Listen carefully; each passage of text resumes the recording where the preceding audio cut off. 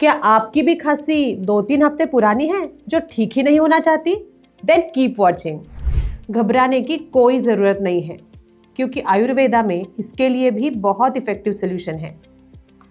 Nisarga herbs का रेस्पिरेट tablets. इन tablets में पिपली है जो ब्रीदिंग में हेल्प करता है। ज्येष्ठमध ड्राइनेस सूद करता है। गुडुचि रेस्पिरेटरी इम्यूनिटी बढ़ाता है। कालमेघ इन्फ्लेमेशन क्लियर करता है और तुलसी एयरवेज को सूद करता है। और डोसेज भी आसान है।